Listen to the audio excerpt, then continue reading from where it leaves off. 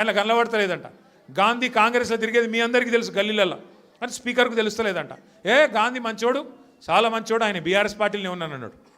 మరి బీఆర్ఎస్ పార్టీలు ఉంటే ఇలా బీఆర్ఎస్ పార్టీలో అనిల్ రెడ్డి చేరుతుంటే మరి గాంధీ ఏడి ఉండాలి కదా, ఇక్కడ లోకల్ ఎమ్మెల్యే అంటాడు. నిజంగా మన పార్టీలు ఉంటే ఇక్కడ ఉండాలి కదా. ఇక్కడ ఎట్లుందంటే ఇలా పరిస్థితి. ఇప్పుడు మనుషులలో రెండు రకాలు ఉంటారు, అయితే లేడీస్ ఆడోళ్ళు లేదా మొగోళ్ళు. మరి ఇప్పుడు మీ ఎమ్మెల్యే ఆడనా మొగనా మాకైతే అర్థమవుతలేదు. ఏమిటిది ఆయన, ఏ పార్టీ, కాంగ్రెసా బీఆర్ఎసా చెప్పుకొని గంత భయమైంది. ఏమవుతుంది, ఎక్కువ పదవి పోతుంది, పోతే ఎలక్షన్ కోదాంపా. మరి నువ్వు ఇంతపాటు సిపాయి అయితే నీ ఇచ్చా నువ్వే నీ సొంత ఫేస్ వాల్యూ మీద గెలిచుంటే రా శేర్లింగంపల్లికి రా చూసుకుందాం. మళ్ళా వచ్చి రాజీనామా పెట్టి నిలబడు, ఎలక్షన్లో తెలుస్తుంది శేర్లింగంపల్లి జనం కేసీఆర్ దిక్కున్నారా నీ దిక్కున్నారని చెప్తాంపా. ఈ చేతగానోళ్ళు 10 మంది సిగ్గులేనోళ్ళు మీరు గెలిపిస్తే అందులో పోయి జొర్రిను. పోనీ సొరితే అందులో జొరినమని చెప్పొచ్చు కదా. భయం అవుతుంది, ఎందుకంటే చెప్తే పదవి పోతుంది.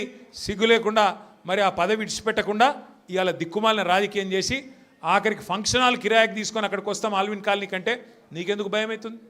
ప్రజాస్వామ్యంలో ఎవరు చెప్పేది వాళ్ళు చెప్తారు, ఆఖరికి ప్రజలు నిర్ణయం తీసుకుంటారు ఎవరు కరెక్టు ఎవరు తప్పు అని. అందుకే నేను మిమ్మల్ని కోరేది, మీ తమ్ముడు అనిల్ రెడ్డి, సతీష్ రావు ఆల్విన్ కాలనీలో బ్రహ్మాండంగా కలిసి పనిచేయాలని చెప్పి నేను కోరుతున్నా. రేపు 24 డివిజన్లు అయినాయి శేర్లింగంపల్లిలో, 24 డివిజన్లు, 24కి 24 ఒక్కటి పళ్ళు పోకుండా గెలిపించే బాధ్యత మీరు తీసుకోండి. కరెక్ట్ మనుషులకు టికెట్ ఇచ్చే బాధ్యత పార్టీగా మేము తీసుకుంటాం.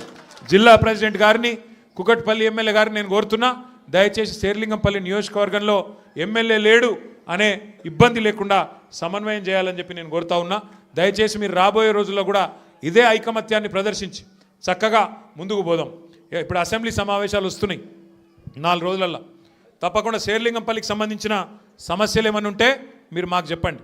మేము అసెంబ్లీలో కూడా మాట్లాడతాం, శాసన మండలిలో కూడా మాట్లాడతాం. ప్రభుత్వంతో కొట్లాడైనా సరే పని చేయిద్దాం. అట్లాగే రేపు కార్పొరేటర్ ఎలక్షన్లు వచ్చినాక కార్పొరేటర్లు మనోళ్ళే గెలిపించుకుంటే ఎమ్మెల్యే ఏం చేస్తాడు, ఏమవుతుంది ఆయనతో? కార్పొరేషన్ పైసలు సచ్చుకుంటే కార్పొరేటర్ల ద్వారా ఖర్చు పెట్టాల్సి వస్తుంది. ఎమ్మెల్యే దొంగల్లా కలిసిపోయినా మనం మాత్రం గట్టిగా నిలబడదాం, గట్టిగా కొట్లాడదాం, కలిసిమెలిసి ముందుకు నడుద్దాం. ఇంకా ఈ తెలివితేటలకు కాంగ్రెస్ వాళ్ళు అంటున్నారు, కేసీఆర్ నువ్వు బయటికి రా అన్నారు మొదలు. ఇది కేసీఆర్ గారు పాపం ఆయన పార్టీకి ఆయన పొలం కాడ పని చేసుకుంటుంటే నువ్వు రా బయటికి అన్నారు. మొన్న వచ్చి ఏం చేసిండు పాపం సారు, ఒక ప్రెస్ మీట్ పెట్టిపోయిండు, మీటింగ్ పెట్టి ప్రెస్కు మాట్లాడిపోయిండు. దానికే ముఖ్యమంత్రికి ముచ్చెమటలు పట్టినాయి, చలిజ్వరం వచ్చింది, దెబ్బకు మరిగా ఇష్టం వచ్చినట్టు ఒర్రుతున్నాడు. ఇప్పుడేమంటున్నాడు, నువ్వు అసెంబ్లీకి రా అంటున్నాడు. బయటికి వస్తే గీడికి వస్తేనే తట్టుకోలేకపోయినావు నువ్వు, అసెంబ్లీకి వస్తే ఆయన గుండాకి సస్తావు, గుండాకి పోతాడు. ముందే ఇంతున్నాడు, ఆయనతో గుండాకి డామ్మంటాడు. ఇప్పుడు ఇవాళ రేపు ఎట్లయిపోయిందంటే నిజంగా బాధ అనిపిస్తుంది. నాకు తిట్టాలని లేదు కానీ బాధ అనిపిస్తుంది. ఇప్పుడు మా లీడరు అన్నది పక్కకు పెట్టు, తెలంగాణ తెచ్చిన నాయకుడు అన్నది పక్కకు పెట్టు, 2 సార్లు ప్రజలు గెలిపించిన ముఖ్యమంత్రి అనేది కూడా పక్కకు పెట్టు. మా నాయన కదా, మా నాయన తిడితే కొడుకుకు రేషం రాదా?